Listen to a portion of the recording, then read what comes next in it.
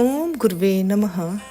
आज हम इस वीडियो में 12 आदित्यों में से 5वें आदित्य इंद्र के बारे में जानने का प्रयत्न करेंगे। ऋग्वेद के 250 भजनों में इंद्र को की सर्वोच्च देवता के रूप में प्रशंसा की गई है। एक हिंदू धर्म ग्रंथ जिसकी रचना 1700 और 1100 ईस्वी पूर्व के बीच हुई थी। अन्य 50 भजनों में उन्हें सर्वोच्च के रूप में सह प्रशंसा की गई है। इस प्रकार उन्हें सबसे प्रसिद्ध वैदिक देवताओं में से एक बनाया गया है। उनका उल्लेख प्राचीन इंडो ईरानी साहित्य में भी किया गया है, लेकिन वेदों की तुलना में एक बड़ी असंगति के साथ। वैदिक साहित्य में इंद्र एक वीर देवता है। वेदों में इंद्र को वृत्रगणा शाब्दिक रूप से बाधाओं का नाश करने वाला कहा जाता है। शक्ति विजय के इंडो ईरानी देवता वृत्रघना के कई गुण भगवान इंद्र को हस्तांतरित किए गए हैं, जो विकासशील पुरानी भारतीय संस्कृति के केंद्रीय देवता बन गए। इंद्र 250 भजनों का विषय थे, जो ऋग्वेद का 1/4 हिस्सा है। वह किसी भी अन्य देवता से ज़्यादा सोम से जुड़े हुए थे, जो एक उत्तेजक दवा शायद इन्फ्राडा से प्राप्त है। इंद्र हिंदू धर्म में एक संरक्षक देवता है। वेदों में इंद्र अपनी राजधानी अमरावती और देवताओं के साथ स्वर्ग का राजा है। वह स्वर्ग, बिजली, गरज, तूफान, बारिश, नदी प्रवाह और युद्ध के देवता हैं। ऋग्वेद में सबसे अधिक उल्लेखित देवता इंद्र हैं। उन्हें उनकी शक्तियों के लिए और मानव समृद्धि और खुशी में बाधा डालने वाले वृत्त नामक महान प्रतीकात्मक बुराई, दुर्भावनापूर्ण प्रकार के असुर वृत्त को मारने वाले के रूप में मनाया जाता है। इंद्र वृत्र और उसकी धोखा देने वाली शक्ति को नष्ट कर देते हैं और इस तरह मानव जाति के मित्र के रूप में बारिश और धूप लाते हैं। इंद्र पुनर्जन्म के बहुप्रतीक्षित देव क्षेत्र पर शासन करते हैं। वह ऐसे व्यक्ति भी हैं जो जीवन के शुभ क्षणों का जश्न मनाने के लिए अपनी पत्नी इंद्राणी के साथ दिखाई देते हैं। इंद्र की प्रतिमा में उन्हें वज्र नाम का बिजली गिराने वाला हथियार चलाते हुए और ऐरावत नाम से जाने वाले सफ़ेद हाथी पर सवार दिखाया गया है। इंद्र का स्वर्गीय घर मेरु पर्वत, जिसे सुमेर भी कहा जाता है, पर या उसके निकट है। प्रारंभिक धार्मिक ग्रंथों में इंद्र ने कई तरह की भूमिकाएं निभाई हैं। राजा के रूप में वे दासों के खिलाफ पशु संहार का नेतृत्व करते हैं, या दस्यु उन भूमियों के मूल निवासी जिन पर उनके लोग रहते हैं। वह वज्र के देवता के रूप में वर्षा लाता है और वह महान योद्धा है जो विरोधी देवताओं पर विजय प्राप्त करता है, असुरों को भी हराता है। वह असंख्य मानव और अति मानव शत्रुओं को भी हराता है, जिसमें सबसे प्रसिद्ध दानव है वृत्र, दासों का नेता और सूखे का दानव। वृत्त पर पानी और बारिश को जमा करने का आरोप है। दास पर गायों को चुराने का आरोप है और विरोधी देवता पर सूर्य को छिपाने का आरोप है। इंद्र को अमरता के अमृत सोम के पेय द्वारा उन कर्तव्यों के लिए मजबूत किया जाता है जिसे पुजारी उसे बलिदान में चढ़ाते हैं। उनके सहयोगियों में शामिल है रुद्र या मरुत, जो बादलों पर सवार होते हैं और तूफानों को नियंत्रित करते हैं। इंद्र को कभी कभी 1000 आँखों वाला कहा जाता है। पुरानी कथाओं में इंद्र का जन्म ऋषि कश्यप और अदिति के घर हुआ। वह 12 आदित्यों में से एक हैं। सूर्य यानी विवस्वान उनके भाई हैं। कई जगहों पर त्वस्था को भी उनका भाई बताया गया है और कुछ संदर्भों में सूर्य ही त्वस्था है। इसके अलावा पूषा, पर्जन्य, धातु, मित्र और वरुण भी इनके भाई हैं। इनमें से वरुण को छोड़ दें तो पूषा, पर्जन्य, धाता और मित्र भी सूर्य के ही नाम हैं और यही इंद्र की शक्तियाँ भी हैं। इंद्र पूषा यानी पोषण का देवता है। पर्जन्य यानी बरसने वाले मेघों का जन्मदाता है। धाता यानी जीवन को धारण करने वाला है और मित्र यानी बिजली की शक्ति उत्पन्न करने वाला है। यही वजह है कि वेदों में इंद्र का स्थान सबसे ऊंचा है, क्योंकि वह मानव का पोषण इंद्र और स्वर्ग के राजा हैं। वह आकाश, बिजली, मौसम, गड़गड़ाहट, तूफान, बारिश, नदी के प्रवाह और युद्ध से जुड़े हैं। इंद्र ऋग्वेद में सबसे अधिक संदर्भित देवता हैं। उन्हें व्यवस्था के देवता के रूप में उनकी स्थिति के आधार पर उनकी शक्तियों के लिए मनाया जाता है, और एक ऐसे व्यक्ति के रूप में जिन्होंने महान बुराई वृत्र नामक एक असुर को मार डाला, जिसने मानव समृद्धि और खुशी में बाधा डाली। इंद्र वृत्र और उसकी धोखाबाज शक्तियों को नष्ट कर देते हैं और इस तरह मानव जाति के उद्धारकर्ता के रूप में बारिश और धूप लाते हैं। उत्तर वैदिक भारतीय साहित्य में इंद्र का महत्व कम हो गया है, लेकिन वे अभी भी विभिन्न पुरानी घटनाओं में महत्वपूर्ण भूमिका निभाते हैं। उन्हें एक शक्तिशाली नायक के रूप में दर्शाया गया है। विष्णु पुराण के अनुसार इंद्र देवताओं के राजा की उपाधि है, जो हर मनवंतर में बदलती है। हिंदू ब्रह्मांड विज्ञान में समय की एक चक्रीय अवधि, प्रत्येक मनवंतर का अपना इंद्र होता है और वर्तमान मनवंतर के इंद्र को पुरंदर कहा जाता है। इंद्र को बौद्ध, पाली, इंडा और जैन पौराणिक कथाओं में भी दर्शाया जाता है। इंद्र बौद्ध परंपराओं के संसार सिद्धांत के भीतर पुनर्जन्म के बहुचर्चित देव क्षेत्र पर शासन करते हैं। हालांकि वैदिक हिंदू ग्रंथों के बाद की तरह इंद्र भी उपहास का विषय हैं और बौद्धिक ग्रंथों में उन्हें एक मात्र नाम मात्र का दर्जा दिया गया है। उन्हें एक ऐसे देवता के रूप में दिखाया गया है जो पुनर्जन्म को झेलता है। जैन परंपराओं में बौद्ध धर्म और हिंदू धर्म के विपरीत इंद्र देवता के राजा नहीं है, बल्कि स्वर्ग लोक में रहने वाले मानवों के राजा हैं, और जैन पुनर्जन्म ब्रह्मांड विज्ञान का एक बहुत बड़ा हिस्सा है। वह एक जैन तीर्थंकर के जीवन में शुभ क्षणों का जश्न मनाने के लिए अपनी पत्नी इंद्राणी के साथ भी प्रकट होते हैं। एक प्रतीकात्मक जो स्वर्ग में रहने वाले महामानवों के राजा, वह ग्रीक पौराणिक कथाओं में ज्यूस या रोमन पौराणिक कथाओं में बृहस्पति के बराबर हैं। इंद्र की शक्तियाँ अन्य इंडो यूरोपीय देवताओं जैसे नार्स, ओडिन, पेरून, परकुनास, जालमोक्सिस, टार्निस और थोर के समान हैं, जो कि प्रोटो इंडो यूरोपियन पौराणिक कथाओं का हिस्सा हैं। इंद्र आदित्य से संबंधित हमें कई कथाएं मिलती हैं। संत तुलसीदास ने रामचरितमानस के बालकांड में राम कथा से एक और कहानी बहुत छोटे में लिख दी है। ऋषि विश्वामित्र के साथ जब राम लक्ष्मण मिथिला की ओर बढ़ते हैं तो मार्ग में एक जंगल के बीच एक उजाड़ कुटिया मिलती है। इस कुटिया की वीरानी कुछ ऐसी थी कि आंगन के बीच लगी तुलसी की पौध भी सूख गई थी। चारों ओर सूखे पत्ते झड़े हुए पड़े थे, जगह जगह से छप्पर भी गिरा पड़ा था। इन सब के बीच सभी की नज़र कुटिया के बीच पड़े एक पत्थर की ओर जा रही थी। साधारण सा दिखता हुआ भी वह पत्थर अपनी ओर आकर्षित कर रहा था। ये सब देखकर श्री राम ने ऋषि विश्वामित्र से पूछा, गुरुदेव, वन के बीचों बीच उजाड़ हो गई ये कुटिया किसकी है? क्या किसी जंगली पशु ने आक्रमण किया है या फिर किसी राक्षस का कार्य है? क्या यहाँ के ऋषियों और वेद अभ्यास करने वाले स्नातकों को पलायन करना पड़ा है? श्री राम के प्रश्न सुनकर ऋषि विश्वामित्र मुस्कुराए और फिर गंभीर होते हुए बोले, रघुनंदन, यह किसी पशु, राक्षस या दैत्य का आक्रमण नहीं है, लेकिन इस स्थान पर जो घटा है वह किसी पशुता और राक्षसी कर्म से कम नहीं है। फिर ऋषि ने अहिल्या का जिक्र किया और बताया कि पत्थर की वह शिला ऋषि पत्नी अहिल्या है। बहुत ही अधिक रूपवती अहिल्या सुंदरता में मेनका जैसी थी।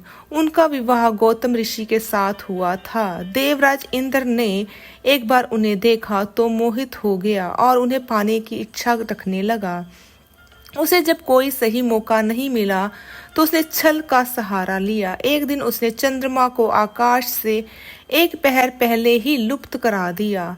इससे ऋषि गौतम को ब्रह्म मुहूर्त का आभास हुआ। उन्होंने स्नान ध्यान का समय समझा और नदी की ओर निकल गए। इधर मौका देखकर इंद्र ने खुद को ऋषि गौतम के वेश में बदला और अहिल्या के साथ दुष्कर्म किया। इधर नदी पर पहुंचकर गौतम ऋषि को आभास हुआ कि अभी तो ब्रह्म मुहूर्त में बहुत समय है, वह तो पहले ही आ गए, इसलिए वापस कुटिया की ओर लौटने लगे।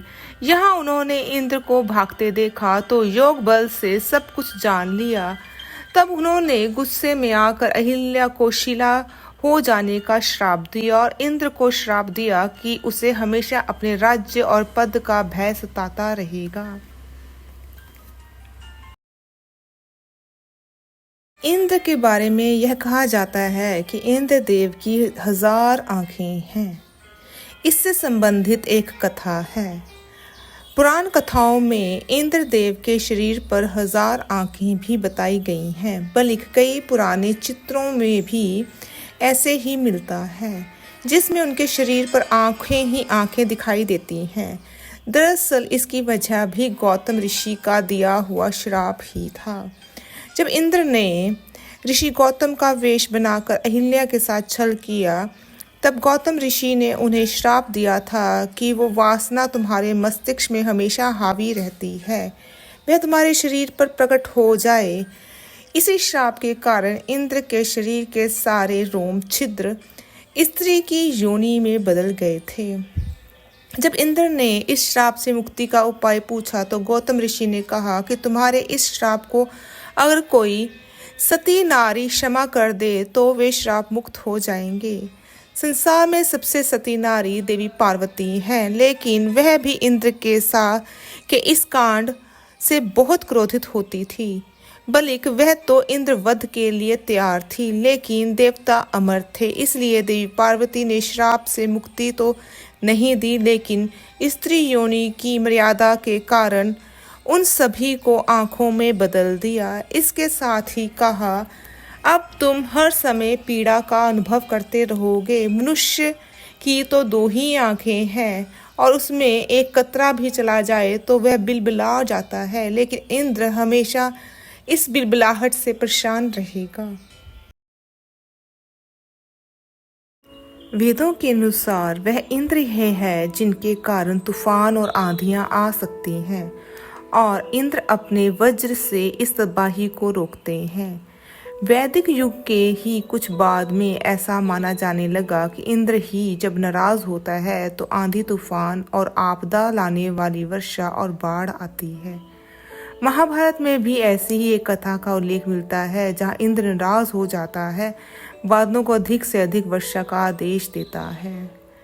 ये कहानी पुराणों में से एक श्रीमद् भागवत पुराण और विष्णु पुराण में भी वर्णित है। कथा विष्णु के 8वें अवतार श्री कृष्ण के बचपन की है। श्री कृष्ण ने अपने बचपन में देखा कि उनके गांव के लोग इंद्र को प्रसन्न करने के लिए बड़े बड़े अनुष्ठान करते हैं। इसके लिए वह साल भर अपना कमाया हुआ सारा धन खपा देते हैं। बहुत बड़ा यज्ञ आयोजित होता है।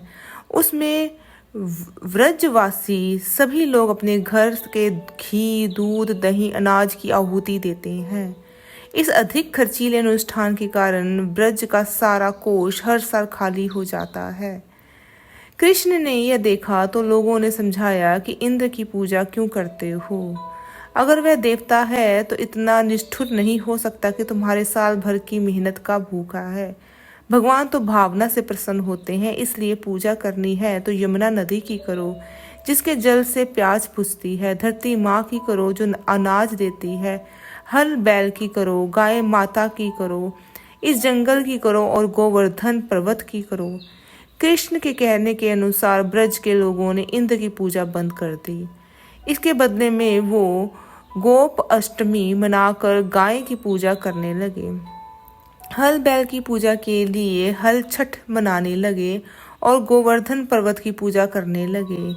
अपनी पूजा बंद होते देख इंद्र क्रोधित हो उठा और उसने बादलों को आदेश दिया कि वह तब तक वर्षा करे जब तक कि पूरा ब्रज, गोकुल और नंदगांव डूब ना जाए। कहते हैं कि 7 दिन तक घोर वर्षा हुई। तब श्री कृष्ण ने लोगों को बचाने के लिए ग्वाल बालों को इकट्ठा किया और उनकी मदद से गोवर्धन पर्वत को अपनी छोटी उंगली पर उठाकर छतरी की तरह रख लिया। सारे ब्रजवासी उसके नीचे आ गए। यह देखकर इंद्र का घमंड टूट गया और उसने नारायण अवतार श्री कृष्ण से क्षमा मांगी।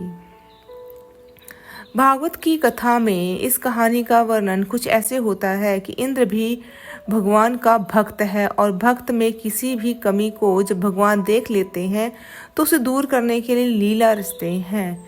इस तरह भक्त वत्सल भगवान अपने भक्तों को सही मार्ग पर ले आते हैं। भक्त और भगवान वाले ये कंसेप्ट भले ही सनातन की सबसे सुंदर कहानियां हों, लेकिन गौर से देखें तो रामायण काल में अहिल्या उद्धार और महाभारत काल में गोवर्धन पूजा वाली ये कहानियां असल में लोकमानस में धीरे धीरे इंद्र के महत्व को कम करती जाती हैं और त्रिदेवों के महत्व को बढ़ाती हैं। त्रिदेवों में भी भगवान विष्णु को सुप्रीम सबसे बड़ा बताने के लिए लगभग हर जगह ही इंद्र का मान मर्दन सम्मान कम किया गया है। ऋग्वेद में ही इंद्र के जीवन के सबसे बड़े युद्ध का वर्णन मिलता है। यह युद्ध इंद्र और एक असुर वृत्त के बीच हुआ था, जिसे इंद्र द्वारा वृत्तासुर वध के नाम से जाना जाता है। वृत्तासुर बेहद शक्तिशाली और मायावी राक्षस था। इंद्र उसके सामने डटे रहे, उसका सामना किया, लेकिन इतना ही काफी नहीं था। वृत्तासुर ने नदियों का रास्ता रोक दिया और बादलों को भी गायब कर दिया। इसके साथ ही उसने जोती जाने वाली जमीनों को बंजर बना दिया। तब इंद्र ने समझ लिया कि वृत्त का वध करना जरूरी है। इसके बाद अपने वज्र से उन्होंने वृत्त का वध कर दिया। ऋग्वेद के प्रथम मंडल के 32वें सूक्त में इंद्र की वृत्त नाम के असुर की कथा श्लोकों और सूक्तियों के रूप में दर्ज है। यह वृत्त का आश्रय ढंके हुए से किया गया है। वृत्तासुर भी एक बहुत बड़े सांप के आकार का असुर है, जिसने मेघों को छुपा लिया था और नदियों के रास्ते भी ढक दिए थे। त्वष्टा यानी सूर्य का प्रकाश भी धरती पर नहीं पहुंच पा रहा था। तब त्वष्टा ने इंद्र से कहा, तुम देवताओं के राजा हो तो अब तुम ही इस संकट का निवारण करो। इसके बाद ही ऋचाओं में ऋषि इंद्र की वंदना करते हुए उसकी महानता बताते हैं। मैं वज्रधारी इंद्र के पराक्रमों का वर्णन करता हूँ। उसने मेघ का वध किया और अपार जल राशि को धरती पर गिरने के लिए रास्ता बनाया। इसके बाद बहती हुई पहाड़ियां, नदियों का मार्ग भी बदल दिया। इंद्र ने पर्वत पर आश्रय लेने वाले मेघ का वध किया। त्वष्टा ने इंद्र के लिए वज्र बनाया। इसके बाद जल की वेगवती धाराएं समुद्र की ओर बढ़ चली। अति बलशाली इंद्रदेव ने सोमपान किया। उसके बाद वाण से वृत्त को भेद कर मेघों को मारा, जिससे मेघ जल बरसने लगे। हे इंद्रदेव, आपको मेघों में प्रथम उत्पन्न मेघ को भेद दिया। मेघ रूप में छाए धुंध मायावियों को दूर किया, फिर आकाश में उषा और सूर्य को प्रकट किया। अब कोई भी अवरोधन शत्रु नहीं बचा। इंद्रदेव ने घातक दिव्य वज्र से वृत्तासुर का वध किया। वृक्ष की शाखाओं को कुल्हाड़े से काटने की तरह ही उसकी भुजाओं को काटा और फिर भूमि पर गिरा दिया। वृत्तासुर पर इंद्र के विजय की ये कहानी अधर्म पर धर्म की विजय की सबसे प्राचीन कहानी है। हालांकि बाद में पौराणिक काल में इस कहानी में भी इंद्र के पराक्रम का महत्व कम हो गया और दूसरे अन्य किरदार अधिक महत्व पा गए, जैसे महर्षि दधीचि, जिसने वृत्त असुर के वध के लिए अपनी अस्थियां दान कर दी थी, क्योंकि उसकी अस्थियों में घातक हथियारों वाली शक्ति थी और वृत्तासुर का वध किसी जीवित मानव की अस्थियों से ही हो सकता था। इंद्र महर्षि दधीचि से उनकी हड्डियों का दान मांगने गए थे। ब्राह्मण ना होकर भी दान मांगने जैसा कार्य करने के कारण पुराण कथाओं में इंद्र को एक बार फिर छली और अपने लाभ के लिए षड्यंत्रकारी कहा जाता है। इंद्र के व्यक्तित्व को लेकर कई भ्रांतियां इसलिए भी हैं क्योंकि उसकी स्थिति हमेशा संदिग्ध रही है। हालांकि वैदिक काल से लेकर अब तक ऐसी कई कथाएं सामने आ चुकी हैं जिसमें ये स्पष्ट संकेत मिलता है कि इंद्र किसी एक व्यक्ति का नाम नहीं बल्कि सिर्फ एक पदवी है जो किसी भी सामर्थ्यशाली व्यक्ति को मिल सकती है। सनातन परंपरा में ही ऐसा उल्लेख है कि अश्वमेध यज्ञ, राजसूय यज्ञ और 100 वाजपेयी यज्ञ कराने वाला इंद्र पद पर अधिकारी हो जाता है। वह अपने जीवित रहते हुए भी स्वर्ग आ जा सकता है और जीवन समाप्त होने के बाद सशरीर स्वर्ग पहुंचता है और उसे इंद्र पद दिया जाता है। इसलिए यह कहना मुश्किल है कि किस इंद्र ने अहिल्या को छला, किस इंद्र ने कृष्ण के सामने अभिमान किया, वृत्त का वध करने वाला इंद्र कौन सा था, तपस्वियों की तपस्या से डरने वाला इंद्र भी कौन था। हो सकता है कि ये सभी घटनाएं एक ना होकर अलग अलग काल में अलग अलग इंद्र के साथ हुई हों और फलस्वरूप इन्हीं घटनाओं के कारण उनका इंद्र पद छिन गया हो और दूसरे को इंद्र बनाया गया हो।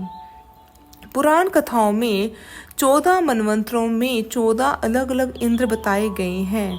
हर एक मनवंतर में एक इंद्र हुए हैं। यजन, विपस्विचत, शिबी, विधु, मनोजव, पुरंदर, बाली, अद्भुत, शांति, विष, ऋतुधाम, देवास्पति और सुचि। पद्म पुराण में एक मानव जो कि एक राजा भी था, उसे भी कुछ समय के लिए इंद्र की पदवी मिलने की कहानी दर्ज है। कहते हैं कि एक श्राप से मुक्त होने के लिए इंद्र 1000 वर्षों के लिए तपस्या करने चले गए। इस दौरान धरती के प्रतापी राजा नहुष को स्वर्ग बुलाकर उसे इंद्र की पदवी दे दी गई। कुछ दिन तो नहुष ने सब कुछ ठीक ही संभाला, लेकिन एक दिन उसने नंदन वन में पूर्व इंद्र की पत्नी सची को गुमसुम बैठे देख लिया।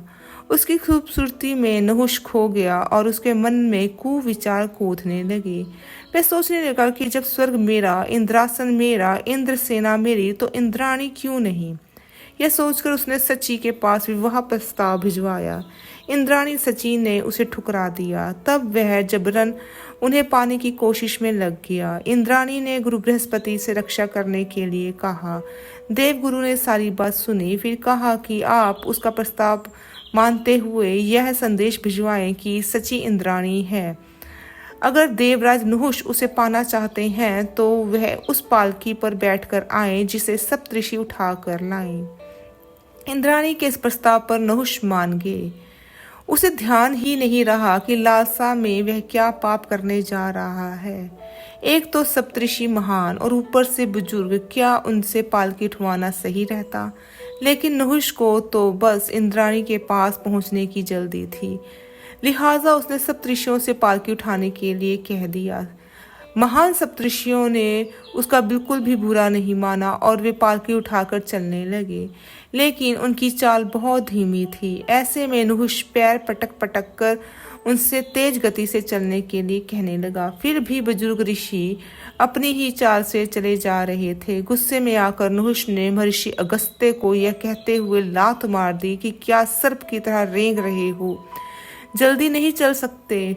महर्षि अगस्त्य ने इस अपमान से गुस्साए अन्य सभी ऋषियों ने नहुष को अजगर हो जाने का श्राप दिया और वह अपना सारा पुण्य खोकर स्वर्ग से धरती की ओर गिर पड़ा। इस तरह एक और इंद्र श्रापित हो गया और स्वर्ग पर पद फिर से खाली हो गया। नहुष की यह कथा महाभारत के वन पर्व में भी मिलती है, जहाँ वन में भटकते पांडवों को एक अजगर जकड़ लेता है। जब भीम भी उस अजगर से नहीं जीत पाते तो युधिष्ठिर पूछते हैं कि आप कोई साधारण सर्प नहीं हो सकते, आप कौन हैं। तब यह अजगर बताता है कि मैं अपना परिचय बाद में दूंगा, पहले तुम मेरे प्रश्नों का उत्तर दो। इसके बाद वहाँ युधिष्ठिर और अजगर में वैसे ही सवाल जवाब होते हैं जैसे कि इसके पहले यक्ष और युधिष्ठिर के बीच हुए थे। युधिष्ठिर द्वारा सही सवालों के जवाब मिलने पर और धर्म क्या है इसका सही उत्तर जानने पर नहुष श्राप से मुक्त हो जाता है और असली रूप में आकर अपने स्वर्ग से गिरने की कहानी सुनाता है। असल में नहुष और पांडवों का जन्म एक ही कुल चंद्रवंश में हुआ था और अपने वंश में धर्मराज के जन्म को देखकर नहुष बहुत प्रसन्न था। धर्म के साथ मिलने से ही उसके पाप नष्ट हो गए और वह श्राप से मुक्त हो गया। यह तो थी नहुष की कहानी। 14 इंद्रों में से एक इंद्र राजा शिबी को तो खुद इंद्र ने ही ब्रह्मलोक का अधिकारी होने और इंद्रलोक के सारे ऐश्वर्य पाने का वरदान दिया था। यह कथा भी महाभारत में के एक वन पर्व में मिलती है। वनवास के समय जब युधिष्ठिर ऋषियों मुनियों के साथ सत्संग कर समय गुजार रहे थे, तब एक दिन ऋषियों ने उन्हें देहदानी राजा शिबी की कथा सुनाई। राजा शिबी एक दिन अपनी राजसभा में बैठे थे कि तभी उनकी गोद में एक कबूतर आ गिरा। राजा ने उसे संभाला, तब तक एक बाज पीछे से दौड़ा आया और कहने लगा कि यह मेरा आहार है, इसे मुझे सौंप दो। राजा ने कहा, अब यह मेरी शरण में आया है, इसलिए तुम कुछ और मांग लो। बाज ने कहा, मुझे इसके वजन के बराबर का मांस दे दीजिए। राजा शिबी ने कहा, किसी और का क्यों, मैं ही तुम्हें अपना मांस काट कर देता हूँ। इस तरह वह तराजू मंगवाई गई। एक तरफ कबूतर रखा गया, दूसरी तरफ राजा ने अपनी जांघ के मांस काट कर रखा। जैसे जैसे राजा मांस काट कर रखते जाते, कबूतर वाला पलड़ा भारी होता जाता। यह देखकर राजा ने तलवार फेंक दी और खुद को तराजू में बिठा दिया। यह देखकर कबूतर अग्निदेव में बदल गए और बाज इंद्र में। दोनों राजा शिबी के देहदान से प्रसन्न होकर उन्होंने ब्रह्मलोक पाने का वरदान दिया और इंद्र पद प्राप्त करने का अधिकारी भी बना दिया।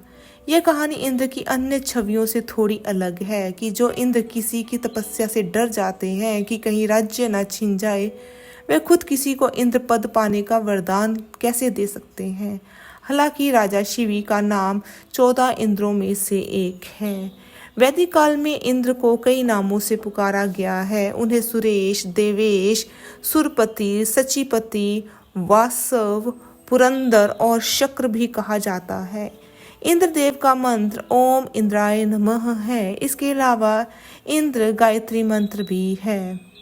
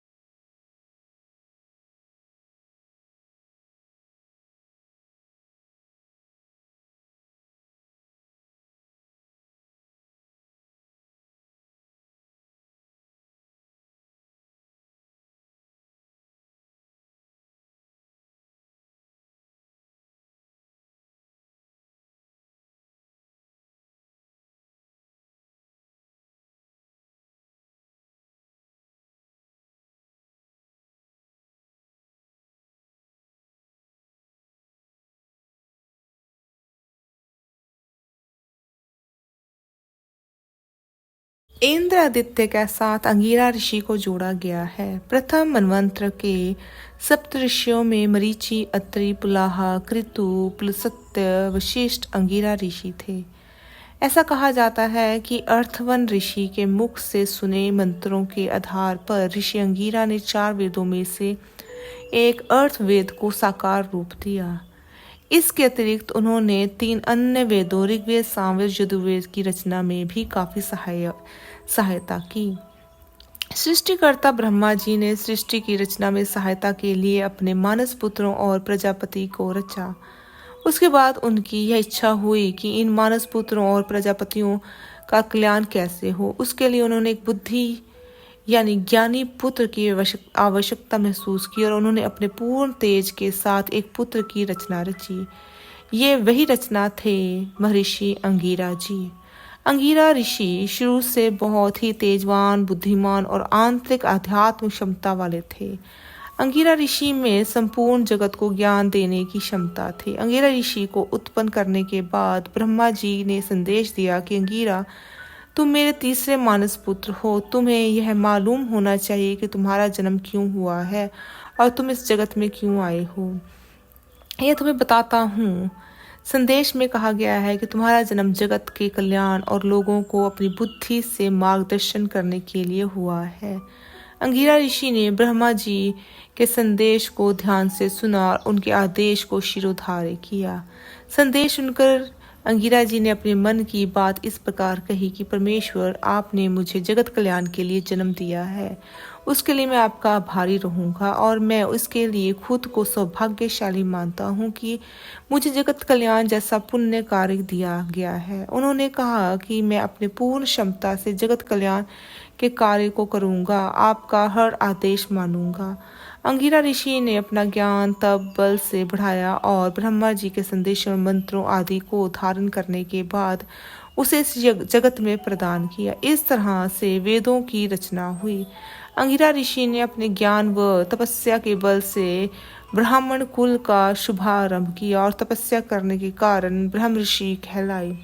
ऐसा माना जाता है कि भृगु ऋषि के साथ उन्होंने ही सर्वप्रथम अग्नि के माध्यम से परमपिता परमात्मा की पूजा अर्चना की शुरुआत की। दूसरे शब्द में कहें तो अंगिरा ऋषि ने भृगु ऋषि के साथ ही यज्ञ व हवन की शुरुआत की। ब्रह्मा जी अंगिरा ऋषि के कार्यों से प्रसन्न हुए और उन्होंने अपने नव ब्रह्मा के नाम से विख्यात होने वाले ब्रह्म ऋषियों मरीचि, अत्रि, पुलाह, पुलस्त्य, कृतु, भृगु, वशिष्ठ और अर्थव के साथ ही अंगिरा के विवाह की इच्छा प्रकट की। कर्दम प्रजापति ने अपनी पत्नी देवधूति के साथ सरस्वती नदी के किनारे रहते थे। उन्होंने भगवान विष्णु के आशीर्वाद से 9 पुत्रियों का वरदान मिला। उनकी 9 पुत्रियां थी कला, अनुसुईया, श्रद्धा, हावरी, भूव, गति, क्रिया, ख्याति, अरुंधति, शांति।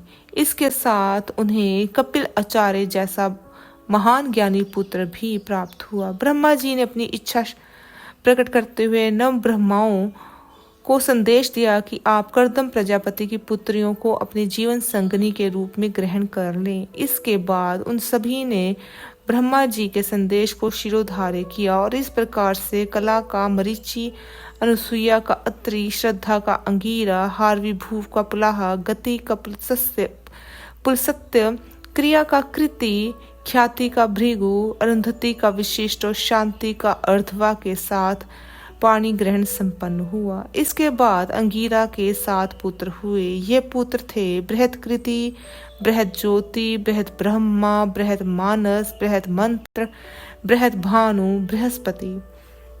अंगिरा ऋषि ने अर्थवा ऋषि के साथ 4 वेदों में से एक अर्थ वेद की रचना की। उन्होंने ब्रह्मा जी के शब्दों व मंत्रों श्लोकों को पृथ्वी लोक में उतारा और जगत कल्याण के लिए लोक में प्रचारित व प्रसारित किया। इस प्रकार से अंगिरा ऋषि अर्थवा वेद के रचनाकार माने जाते हैं। ब्रह्मा के मानस पुत्रों में से एक ब्रह्म ऋषि अंगिरा को वेदों के रचयिता 4 ऋषियों में शामिल किया जाता है। माना जाता है कि अंगिरा से ही भृगु, अत्रि आदि ऋषियों से ज्ञान प्राप्त किया। उनके परदादा का नाम मरीचि ऋषि था, दादाजी का नाम कश्यप ऋषि, दादी का नाम अदिति था।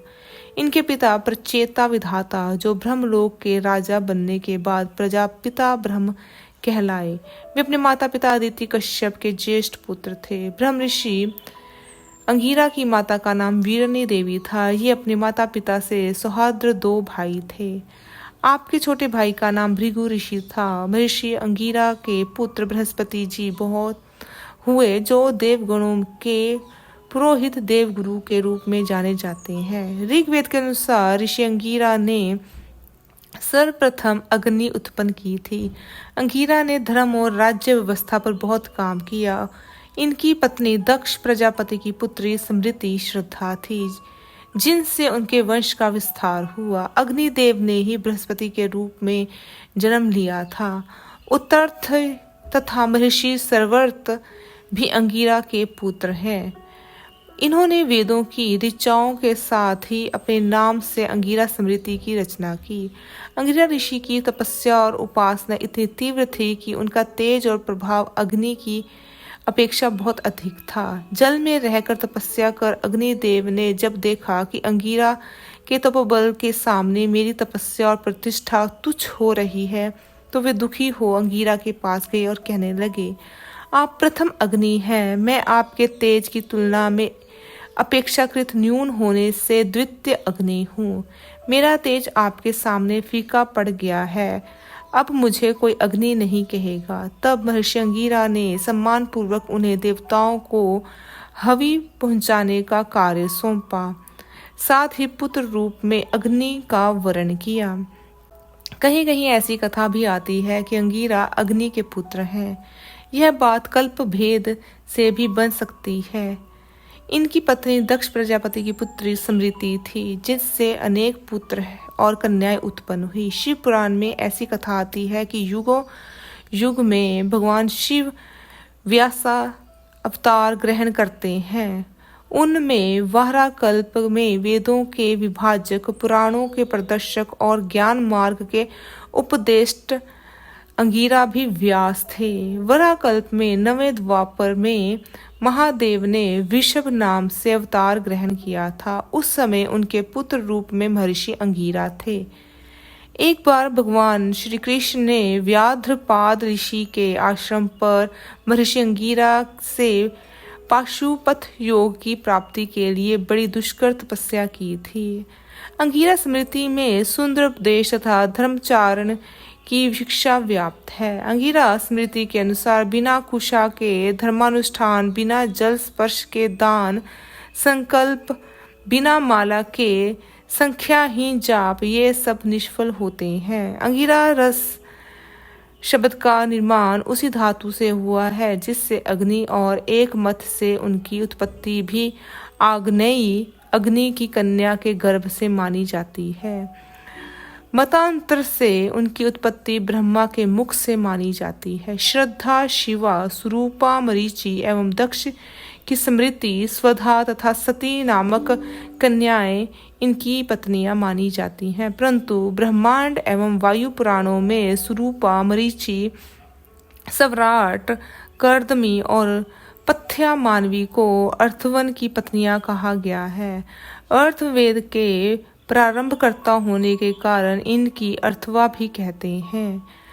स्वयंभुव मनवंतर में अंगिरा को ब्रह्मा के सिर से उत्पन्न बताया गया है। दक्ष प्रजापति ने अपनी पुत्री स्मृति का इनके साथ विवाह किया था। वैवस्वत मनवंतर में ये शंकर के वरदान से उत्पन्न हुए और अग्नि ने अपने पुत्र के समान उनका पालन पोषण किया। चाक्षुष मनवंत्र में दक्ष प्रजापति की कन्याएं सती और स्वधा इनकी पत्नियां थीं। भागवत में स्वयंतक मणि की चोरी के प्रसंग में इनके श्री कृष्ण से मिलने का भी उल्लेख आया है। सरशया पर पड़े भीष्म पितामह के दर्शनों के लिए भी अपने शिष्यों के साथ गए थे। स्मृतिकारों ने अंगिरस के धर्मशास्त्र का उल्लेख किया है। महाभारत में भी अंगिरस स्मृति का उल्लेख मिलता है। उपनिषद में इनको ब्रह्मा का ज्येष्ठ पुत्र बताया गया है, जिन्हें ब्रह्म विद्या प्राप्त हुई। सौनक को इन्होंने विद्या के दो रूप परा वेद व्याकरण आदि का ज्ञान तथा अपरा अक्षर का ज्ञान से परिचित कराया था। इस प्रकार ऋग्वेद से लेकर पुराणों तक में एक नाम का उल्लेख सिद्ध करता है कि इस नाम की या तो कोई वंश परंपरा थी या कोई गद्दी। इनका कुल, जिसमें भारद्वाज और गौतम भी हुए, आग्नेय नाम से प्रसिद्ध था। महाभारत वन पर्व के मार्कंडेय समास्व पर्व के अंतर्गत अंगिरा की संतति का वर्णन हुआ है। यहाँ वैश्वपायन जी ने जयमेज्य से अंगिरा की संतति के वर्णन की कथा कही है। मार्कंडेय द्वारा अंगिरा की संतति का वर्णन मार्कंडेय जी कहते हैं। कुरुकुल धुरंधर युधिष्ठिर ब्रह्मा जी के जो तीसरे पुत्र अंगिरा है, उनकी पत्नी का नाम सुभा है। उनके गर्भ से भी संतानें उत्पन्न हुई। उनका वर्णन करता हूँ, सुनो। राजन, बृहत कीर्ति, बृहज ज्योत, बृहत हम, बृहन्मना, बृहन मंत्र, बृहन भेयादास तथा बृहस्पति। अंगिरा की प्रथम पुत्री का नाम देवी भानुमति है। वह उनकी संतानों में सबसे अधिक रूपवती है। उसके रूप की कोई कहीं तुलना ही नहीं है। अंगिरा की कन्याओं का वर्णन अंगिरा मुनि की दूसरी कन्या रागा नाम से विख्यात है। उस पर समस्त प्राणियों का विशेष अनुराग प्रकट हुआ था, इसलिए उसका ऐसा नाम प्रसिद्ध हुआ। यह रात्रि की अभिमानिनी है। अंगिरा की तीसरी पुत्री सिनी वाली है, जो अत्यंत कृश होने के कारण कभी दिखती है और कभी नहीं दिखती है, इसलिए लोग उसे दृश्य अदृश्य कहते हैं। भगवान रुद्र उसे ललाट पे धारण करते हैं, इस कारण उस सब लोग रुद्रसुता भी कहते हैं। उनकी चौथी पुत्री अचिष्टमती है। इसकी प्रभा से लोग रात में सब वस्तुओं को स्पष्ट देखते हैं। पांचवी कन्या हविष्मती है, जिसने सानिध्य में हविष्य द्वारा देवताओं का यजन किया जाता है। अंगिरा मुनि की जो छठी पुण्यात्मा कन्या है, उसे महिष्मती कहते हैं। यही चतुर्थ युक्ता पूर्णिमा है, जिसे अनुमति भी कहते हैं। महामते, जो दीप्तशाली सोम याग आदि महायज्ञों में प्रकाशित होने के कारण महामती नाम से विख्यात है। वह अंगिरा नदी मुनि की सातवीं पुत्र कहलाती है। जिस भगवती अम्मा को देखकर लोग कुहू कुहू ध्वनि कर उठते हैं, अंगिरा मुनि की वह आठवीं पुत्री कुहू नाम से विख्यात है। उसमें चंद्रमा की एकमात्र कला अत्यंत सूक्ष्म अंश से शेष रहती है। अंगिरस नाम के एक ऋषि भी थे, जिन्हें घोर अंगिरस कहा जाता है, जो कृष्ण के गुरु भी कहे जाते हैं। एलापत्र नाग को इंद्रदित्य के साथ जोड़ा गया है। एक बलिष्ठ सर्प था एलापात्र, जो कद्रु के 1000 फन वाले हजारों पुत्रों में से एक था।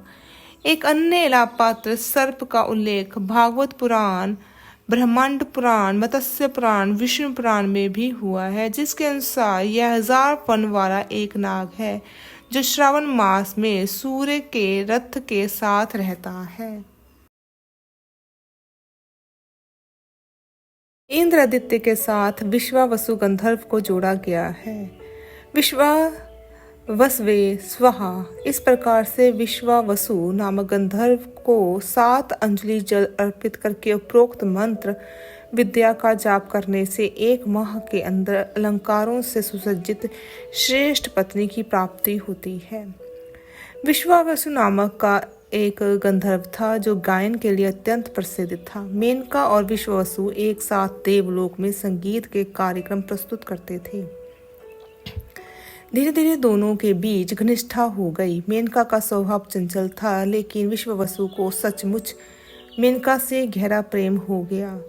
गंधर्व राज विश्वावसु की पूजा मुख्य रूप से वशीकरण और विवाह के लिए की जाती है। प्राचीन काल में गंधर्व लोक में महर्षि कश्यप प्राथा से उत्पन्न पुत्रों में विश्वावसु नाम के एक महाज्ञानी संगीतज्ञ व शास्त्रज्ञ गंधर्वराज थे, जिन्हें विभिन्न माया शास्त्रों के साथ चाक्षुषी विद्या में भी निपुणता हासिल थी। जिस चाक्षुषी विद्या को इन्होंने भगवान सोमदेव चंद्रमा से प्राप्त की थी, तो सोमदेव ने इस विद्या को स्वयंभू मनु से प्राप्त किया था और बाद में इसी चाक्षुष विद्या को विश्वावसु ने अपने पुत्र अंगारपर्ण चित्ररथ गंधर्व को प्रदान की थी। महाभारत काल में धनुर्धरी अर्जुन ने इस चाक्षुषी विद्या को चित्ररथ से सीखा था। इस विद्या को जानने वाले तीनों लोकों में होने वाली घटनाओं का भान अपनी दिव्य दृष्टि से पूर्व ही प्राप्त कर लेता था। इसलिए उस कालखंड में गंधर्वीय शक्तियों का एक व्यापक प्रभाव था। गंधर्वराज विश्वावसु की एक सुंदर कन्या थी। उसका नाम था मदालसा। मदालसा संगीत, साहित्य, कला तथा अनेक विधाओं में निपुण थी। उसने अध्यात्म की भी शिक्षा प्राप्त की थी तथा ब्रह्मा के रूप में वह प्रगाढ़ व्याख्याता भी थी, जिसका विवाह पराक्रमी राजा ऋतुध्वज से हुआ था। पुराणों में चित्ररथ गंधर्व को गंधर्वराज विश्वावसु का पुत्र भी बताया गया है। गंधर्व तथा अप्सराओं द्वारा गंधर्व मधु प्राप्त करने के लिए किए गए पृथ्वी दोहन में विश्वावसु को वत्स भी बनाया गया था। इंद्र और नमूची के बीच हुए युद्ध में ये इंद्र के पक्ष में शामिल थे। याज्ञवल्क्य ऋषि के साथ इन्होंने आध्यात्मिक विषयक चर्चा भी की थी, जिसमें इन्होंने याज्ञवल्क्य ऋषि से 24 प्रश्न पूछे थे। अप्सरा मेनका से इन्हें प्रमद्वारा नामक कन्या उत्पन्न हुई थी और चित्रसेन नामक एक गंधर्व इनका पुत्र भी था। माता पिता द्वारा प्रमद्वारा को ठुकरा दिए जाने के बाद उसका लालन पालन स्थूलकेश ऋषि ने अपनी पुत्री मानकर किया था और बाद में जिसका विवाह उन्होंने च्यवन ऋषि के पौत्र रुरु से करवा दिया था। मान्यता अनुसार गंधर्व राज विश्वावसु को गंधर्व लोक के अन्य गंधर्व राजाओं चित्रसेन व तुम्बुरु से विशिष्ट पद पे माना जाता है। स्वयंभू मनु की पुत्री व कर्दम प्रजापति पत्नी देवहूति से इनका प्रथम दर्शन प्रेम हुआ था। अतः वह मनोमय पुरुष जब अपनी उन्मत्ति शक्ति द्वारा ध्यान अवस्था में विज्ञान में कोश और आनंद में कोश में पहुंचता है, तब विज्ञान में कोश के आत्मा से एक ही भाव को प्राप्त हुए दिव्य गंधर्व बन जाता है और विश्वावसु कहलाता है। माधुर्य अथवा सौंदर्य के भावों का मूल काम है और कामवश इच्छाओं व भावनाओं में पनपे प्रेम की अनुभूति को गंधर्व कहते हैं, तो इसके विपरीत भाव को अप्सरा कहते हैं।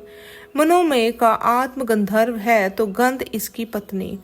तैत्तिरीय आरण्यक में विश्वावसु सोम गंधर्व के बारे में कहा गया है। इंद्रो दक्षम परिजानान दहीनम, अर्थात इंद्र उस दक्ष को जाने जो अहीन है, जो हीनता से परे है। अतः दक्ष विश्वावसु को संपूर्ण ज्ञानोन्मुख है, जो देवराज इंद्र में जितेंद्रिय इच्छाओं के भी शिक्षक योग्य सर्वज्ञ है।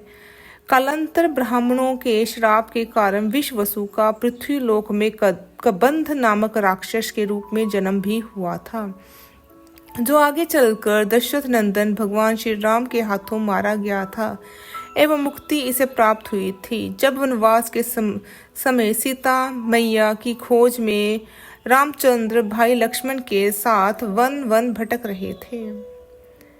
यक्ष इंद्र आदित्य के साथ श्रोत यक्ष को जोड़ा गया है।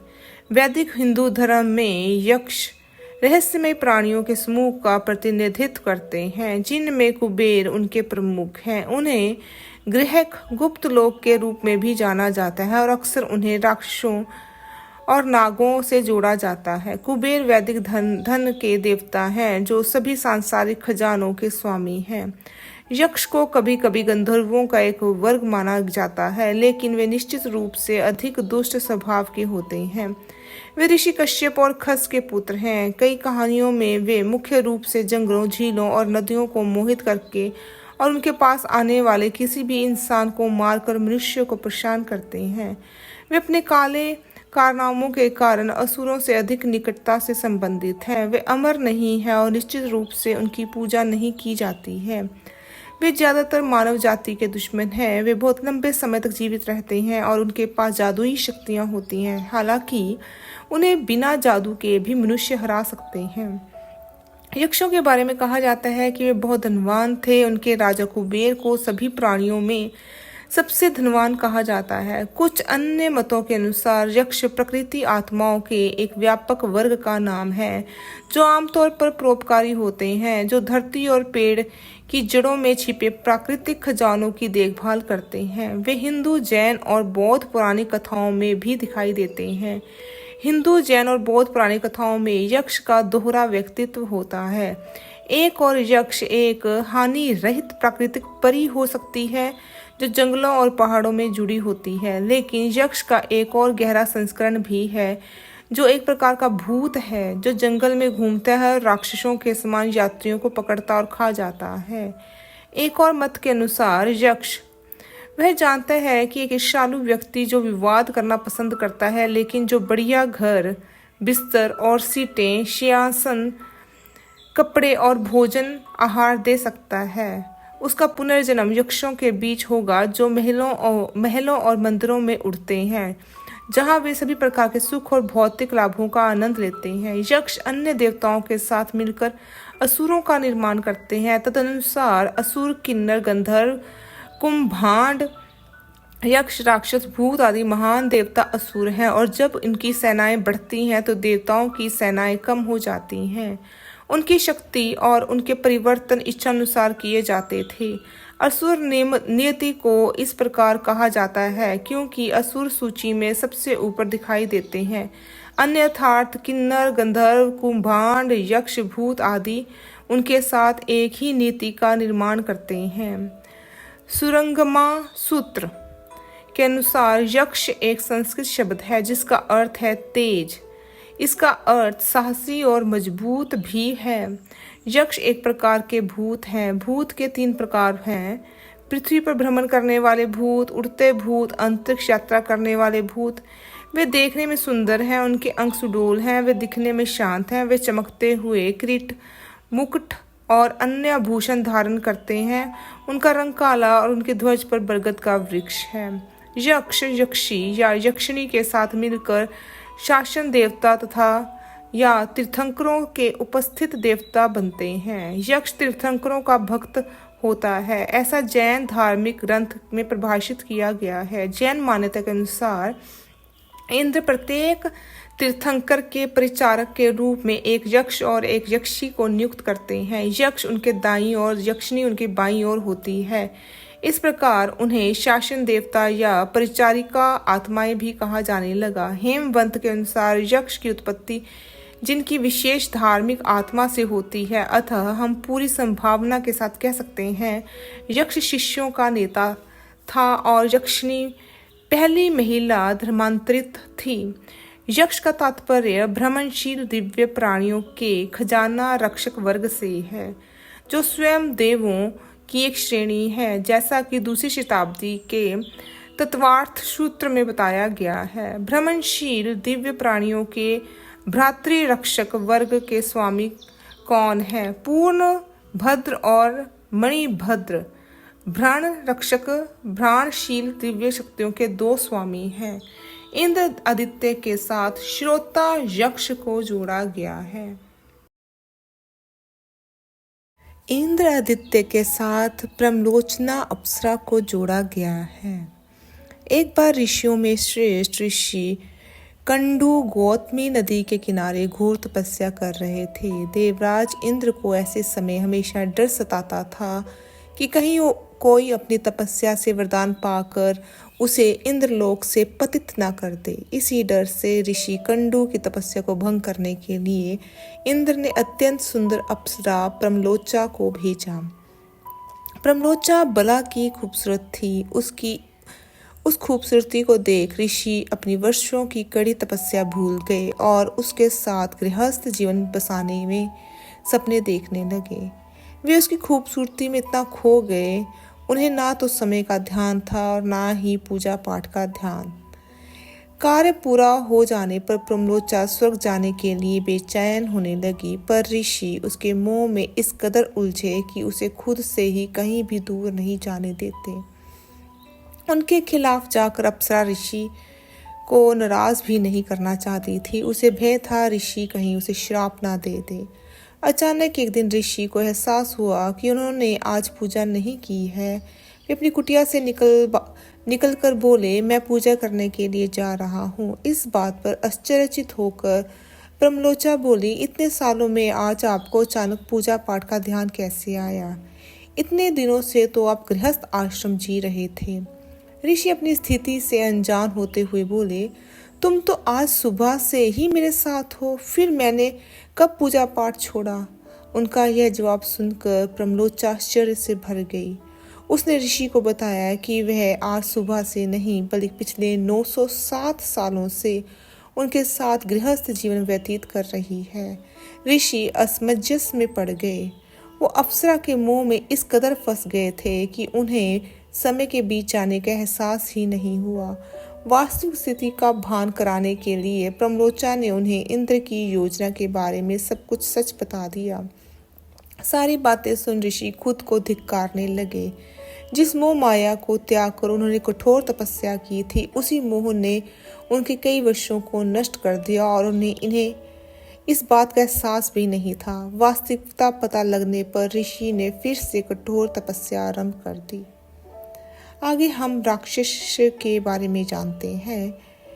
प्राचीन काल के प्रजाति का नाम है राक्षस। राक्षस वह है जो आर्य व्यवहार व्यवस्था, विचार का शत्रु, विधान और मैत्री में विश्वास नहीं रखता और प्राय धन प्राय स्त्री का हरण करके संभोग करना व प्राय वस्तुओं को हड़पना चाहता है। मानव जाति के समाज को बर्बाद करने में ही अपना यश मानने वाला तथा यज्ञ कार्य का नाश करके ब्राह्मण वर्ण के युवकों के मांस का भक्षण करने वाला वर्ग राक्षस था।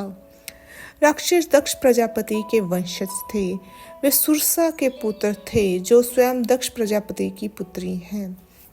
रावण ने राक्षस प्रथा या रक्ष पंथ की स्थापना की थी। रक्ष पंथ को मानने वाले गरीब, कमजोर, विकास के में पीछे रह गए लोगों के साथ रखते हैं और उनकी नहीं मानने वालों का भक्षण करते हैं। राक्षस पंथ में मानने वाले भी राक्षस कहलाते हैं।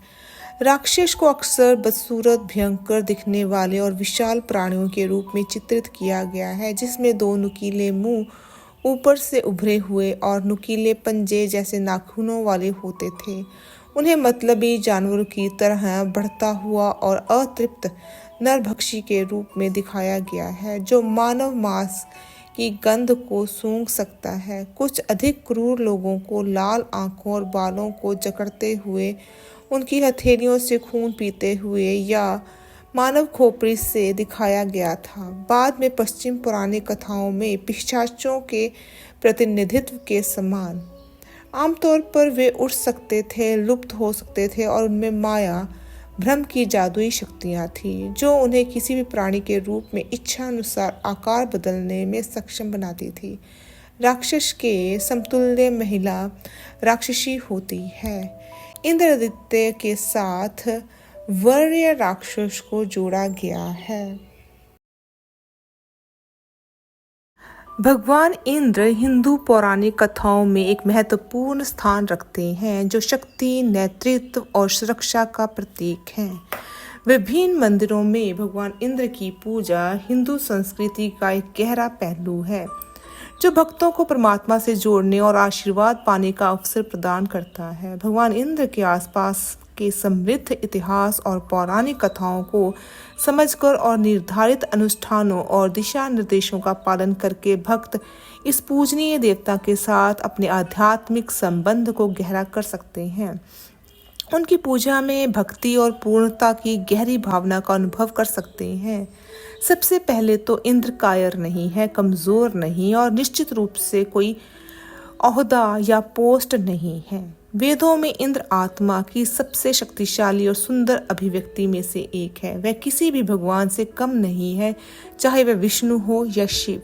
इंद्र सभी द्विपादों, चतुर्भुजों, पक्षियों और जलचरों के शासक हैं। वे किसी देवता की कृपा से नहीं बल्कि अपने कर्मों और स्वधर्म के बल पर तीनों लोकों के स्वामी हैं। ऋग्वेद में याद रखें, वृत्र को देखकर सभी देवता भागे थे, केवल इंद्र ही नहीं भागे थे। इंद्र ने अकेले ही वृत्र का सामना किया। वह अकेले ही वृत्र को नष्ट करने के लिए पर्याप्त था। उसने वाल की गुफा को चीरकर अपनी छोटी बहन उषा और अपने भाई सूर्य को बाहर निकाला। वह इस उपमहाद्वीपों के लिए पानी लेकर आया। वह इतना शक्तिशाली और विशाल है कि स्वर्ग और पृथ्वी दोनों ही इसके ब्रह्मांडीय स्व के आधे के बराबर हैं। वह दुर्बल का रक्षक है, संकटग्रस्तों का रक्षक है। जन्म लेते ही इंद्र का आकार बड़ा हो गया और उन्होंने वृत्र नामक सर्प का वध कर दिया। कौशिक की उपनिषद में इंद्र दिवोदास पैजवन से कहते हैं कि वे ही आत्मा है, वे ही सबकी आत्मा है। यह इंद्र गीता की तरह है। अर्थवेद में इंद्र को ब्रह्मांडीय स्तंभ या स्कंभ कहा गया है, जो ब्रह्मांड को धारण करता है। इंद्र इतने शक्तिशाली और दिव्य हैं कि उन्होंने पृथ्वी को स्थिर बनाया और वायुमंडल को मापा। वे ही वरुण है। वरुण स्वयं कहते हैं, मैं ही इंद्र हूँ। वरुण अव्यक्त ब्रह्मा के समान है, इंद्र व्यक्त ब्रह्मा के समान है। इंद्र केवल आकाश और वर्षा के शासक नहीं है, वे सूर्य, ऋतम, ब्रह्मांडीय नियम, गरज, वर्षा, ज्ञान, युद्ध, घोड़े, गायें, भोर और स्वयं के भी स्वामी हैं। जब कोई कहता है कि इंद्र इंद्रिय है तो यह गलत है। वह इंद्रियों का अधिपति है। वह इंद्रियों को नियंत्रित करता है। उसका जाल इंद्रजाल का बोध जाल है। इंद्रजाल माया का ब्रह्मांडीय जाल है, जो इस ब्रह्मांड में सभी प्राणियों को बांधता है। चेतना का एक विशाल जाल है। यज्ञ प्रथाओं में समाप्त होने के कारण शिव, विष्णु और देवी की लोकप्रियता बढ़ी। पौराणिक लेखकों ने इंद्र को बदनाम किया, वह एक पद बन गया। मजेदार बात यह है कि पौराणिक लेखक या बलिक प्रक्षेपक इतने आत्मविरोधाभासी हैं कि ब्राह्मण पुराण में वे कहते हैं कि इंद्र एक पदवी है, और फिर दूसरे अध्याय में कहते हैं कि वही इंद्र सभी मनवंतरों में पुनर्जन्म लेता है। अहिल्या के बारे में, अहिल्या का अर्थ है बिना जोते खेत। इंद्र विशाल आकाश है। इंद्र को बिना जोते भूमि बहुत प्रिय है, इसलिए वह उन पर वर्षा करता है और इस प्रकार विशाल वृद्धि होती है। अब भले ही आप इस व्याख्या को ना लें, याद रखें इंद्र स्वयं कौशिक है। मंडल 1 में उन्हें कौशिक कहा गया है। कहानी के एक संस्मरण में अहिल्या गौतम की पत्नी नहीं है, बल्कि महाभारत में कौशिक की पत्नी है, इसलिए वह अवैध या व्यभिचार नहीं है और निश्चित रूप से वह बलात्कार नहीं है। अगर आप वाल्मीकि रामायण में अहिल्या की घटना के पहले विवरण का गौर करें तो अहिल्या ने स्वेच्छा से इस कृत्य में भाग लिया।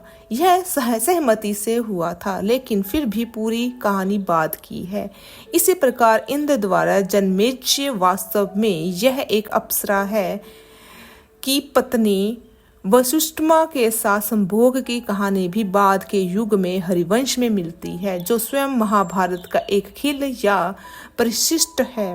गोवर्धन की घटना के बारे में बहुत से लोग इस घटना को ध्यान से नहीं पढ़ते हैं। यह पहली बार हरिवंश में आता है।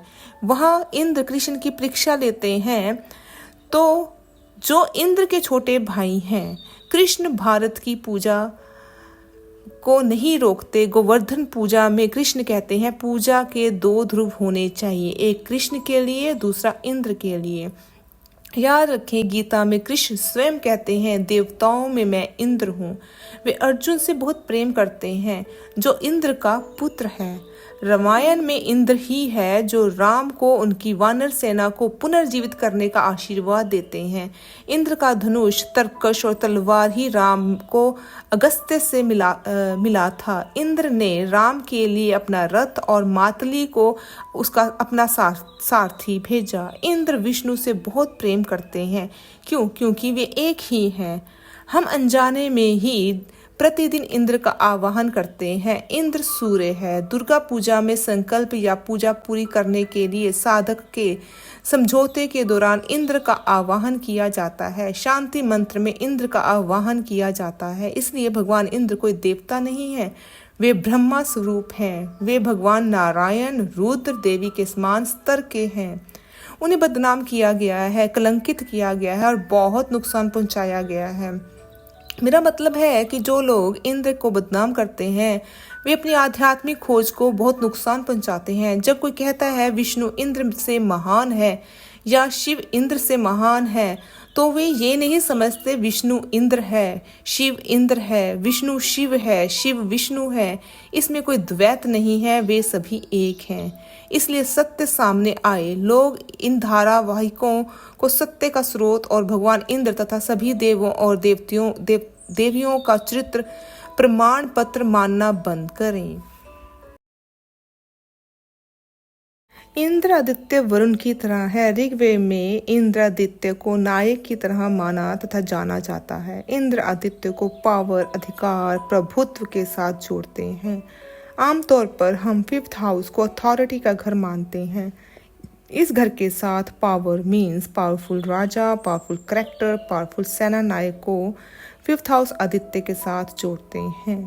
अगर 5th हाउस या सिंह राशि में सूर्य को देखें तथा वह सूर्य अनअफ्लिक्टेड हो मीन्स उस पर बुरे ग्रहों की दृष्टि ना या बुरे ग्रह सन सिंह या 5th हाउस में ना बैठे हो तो वह सूर्य निर्माणात्मक कंस्ट्रक्टिव कार्य करते हैं। अगर सिंह राशि का सूर्य एफ्लिक्ट हो तो उस मनुष्य की आत्मा में मिथ्या अहंकार पैदा हो जाता है। वेदों में इंद्र को लाइफ फोर्स, प्राण शक्ति के साथ जोड़ते हैं। सन फिजिकल लाइफ या प्राण शक्ति है। इंद्र के साथ इंद्रियों को जोड़ा गया है। यह अपनी सेंसेस, इंद्रियों को कंट्रोल जीत जाता है, इसलिए इंद्र अपनी प्राण शक्ति पर कंट्रोल कर लेता है। लियो में सूर्य या 5th हाउस सन वाले इन्होंने प्राण शक्ति या सेंसेस को कंट्रोल का काम सीखना होता है। 5th हाउस वाले कई बार ज़्यादा पैसा खर्चने वाले होते हैं या अपनी सेंसेस के अधीन हो भोगी हो जाते हैं। सिंह में सूर्य अपने ही घर में होता है। इंद्र का काम है स्वर्ग की रक्षा करना। लियो सूर्य को अपने जीवन उद्देश्य प्रोटेक्शन को पूरा करना होता है, अपनी तथा दूसरों की प्रोटेक्शन। 5th हाउस सूर्य या लियो सूर्य को डिवाइन लेवल ऑफ कॉन्शियसनेस पर काम करना होता है। यह सूर्य बहुत ही क्रिएटिव होता है, स्वयं को एक्सप्रेस करता है। इनका दिमाग एक्सप्रेशन के साथ अच्छी स्ट्रेटेजी पर भी काम करता है। इंद्र आदित्य का हमारे शरीर में माथे में भौहों के बीच का स्थान है, इसलिए यह लोग अच्छा एनालिसिस का काम करते हैं। यह आज्ञा चक्र होता है। आज्ञा चक्र का काम दूसरे लोगों को ऑर्डर देने का काम होता है। इंद्र देवताओं का राजा है, इसलिए वह दूसरों को ऑर्डर करता है। 4th हाउस वरुण को चंद्रमा के साथ जोड़ा गया है। 5th हाउस सिंह को इंद्र के साथ जोड़ते हैं। वरुण तथा इंद्र एक दूसरे से बहुत अलग हैं। वरुण सबको देखता है परंतु वह किसी को दिखना नहीं चाहता, परंतु इंद्र सबको स्वयं को दिखाता है। उसके शरीर पर 1000 आंखें हैं, इसलिए यह सेल्फ एक्सप्रेस करके दूसरों को शो ऑफ करता है। इसलिए यह सूर्य क्रिएटिविटी के साथ सेल्फ एक्सप्रेशन करता है। कई बार ऐसे लोग इंट्रोवर्ट होते हैं, परंतु इन लोगों को सेल्फ एक्सप्रेशन करना चाहिए, शाइन करना चाहिए जैसे सूर्य चमकता है। लियो में सूर्य मूल त्रिकोण राशि में होता है, 4 डिग्री से 20 डिग्री में खास करके। इंद्रादित्य इंद्र से संबंधित है, जो एक राजा है, जो एक नेता की तरह विचरता है। इसलिए लियो सूर्य में कई बार हम बड़े लीडर्स देखते हैं। यह लोग स्वाभाविक तौर से नेता हैं, बस इन्हें एक बात का ध्यान रखना होता है कि ये लीडरशिप स्वभाव की वजह से किसी को दबाएं या धमकाएं ना। इन्हें दूसरों के मतों या सुझावों को भी सुनना समझना चाहिए, अपने ही नहीं चलानी चाहिए। अगर ये सिर्फ स्वयं को ही सही समझते हैं, अपने अनुसार ही सबको ज़बरदस्ती चलाते हैं, तो इन्हें कई बार कर्सेस या श्रापों का सामना करना पड़ता है। जैसे इंद्र को कई बार कई तरह के श्राप मिले, जिससे उसकी पावर या गद्दी उसके हाथों से चली गई। इसलिए ऐसे जातकों को अपने अभिमान पर काबू रखना चाहिए। सूर्य की मूल त्रिकोण राशि सिंह के पहले कुछ डिग्रीज मानी जाती हैं, जहां मघा नक्षत्र आता है, जो कि केतु या पूर्वजों का नक्षत्र है। केतु होने की वजह से इसमें डिटैचमेंट की भावना भी होती है। इस डिटैचमेंट की वजह से यह कुछ सिचुएशंस में अपना कदम कई हालातों में पीछे हटा लेता है तथा केवल दृष्टा या ऑब्जर्वर बन जाते हैं। मघा नक्षत्र के साथ चील, ईगल पक्षी जुड़ा है, जो बहुत ऊंचा उड़ता है और ऊंचाई से नीचे सब कुछ देख लेता है। इस वजह से कई बार सिंह राशि सूर्य अपने आप को लोगों से बिल्कुल तोड़ लेते हैं, परंतु उन्हें ऐसा नहीं करना चाहिए। स्वयं को कुछ हद तक लोगों के साथ जोड़कर रखना चाहिए। केतु का प्रभाव में ये लोग केतु का प्रभाव ले लेते हैं। ऐसे जातकों में इंट्यूशन बहुत ज़्यादा होती है, क्योंकि यह सूर्य की मूल त्रिकोण राशि है। सूर्य सत्व या सच से जुड़ा है, इसलिए ये लोग सच को देख या जान लेते हैं पर कई बार नज़रअंदाज भी कर देते हैं। सिंह राशि का सूर्य बहुत इनिशिएटिव या सेल्फ एक्सप्रेशन तथा सब कुछ देख लेने वाला है। इसके पास कई बड़े बड़े आइडियाज़ होते हैं। ये अपने आइडियाज़ को एग्जीक्यूट करने में डिफ़िकल्टी फील करते हैं क्योंकि सूर्य काम करना नहीं चाहता, केवल करवाना चाहता है दूसरों से।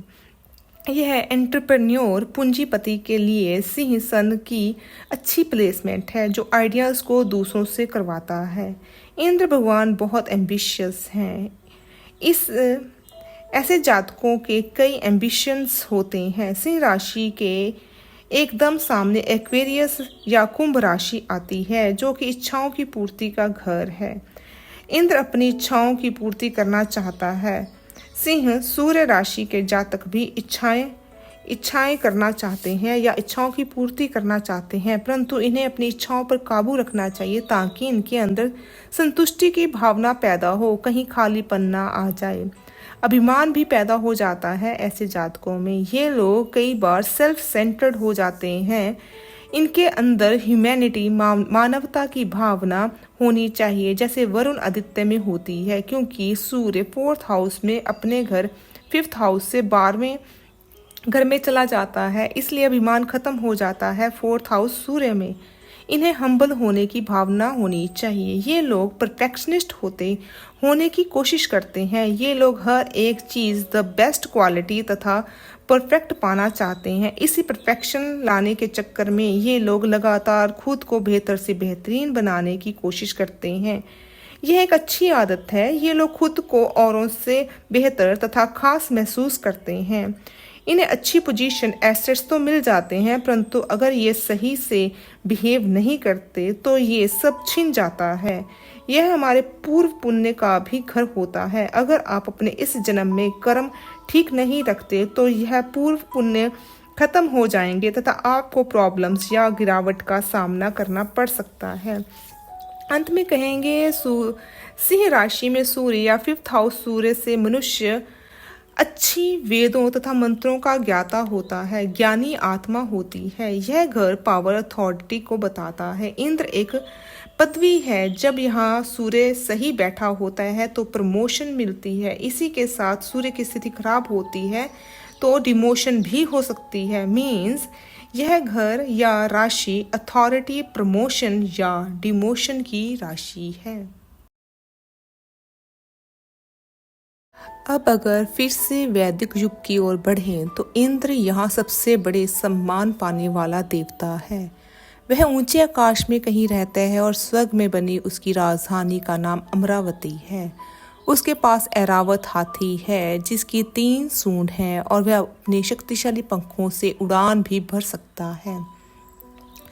एक उच्चैश्वरा नाम का पंखदार घोड़ा भी इंद्र की सवारी में शामिल है, जिस पर बैठकर वह कहीं की भी यात्रा कर सकता है। अमरावती में ही नंदनवन और सुंदरवन नाम के 2 खूबसूरत बागीचे हैं, जिसमें एक में पारिजात वृक्ष और दूसरे में कल्प वृक्ष लगा हुआ है। मेनका, रंभा, तिलोत्तमा, उर्वशी इंद्र सभा की प्रमुख नर्तकियां, गायिकाएं हैं। ये प्रमुख रूप से अप्सराएं हैं और सुंदरता की दिव्य मूर्तियां हैं। इंद्र विद्याओं में निपुण गंधर्वों के भी राजा हैं। कई मायावी यक्ष और यक्षिणियां भी इसके स्वर्ग में हैं और कई कहानियों में इंद्र को ही परियों का राजा भी कहा गया है। स्वर्ग नाम की ये जगह आकाश में 7 तलों में सबसे ऊपर है। पुराणों में कहा जाता है कि मृत्यु के बाद पुण्य कर्म करने वाले लोग इसी स्वर्ग लोक में जाते हैं और जब तक पुण्य नष्ट ना हो जाए उसमें निवास करते हैं। इसके बाद उन्हें फिर से मृत्यु लोक में जन्म लेना पड़ता है। अंत में हम कहेंगे, इंद्र ने सूर्य देवता के रूप में, विश्ववसु ने गंधर्व के रूप में, श्रोत ने यक्ष के रूप में, ईलापत्र ने नाग के रूप में, अंगिरा ने ऋषि के रूप में, प्रमलोका ने अप्सरा के रूप में और वर्या ने राक्षस के रूप में नभ के काल में शासन किया। आपको यह वीडियो कैसा लगा कृपया कमेंट बॉक्स में कमेंट करें। वीडियो को लाइक तथा शेयर भी करें। ओम तत्सत।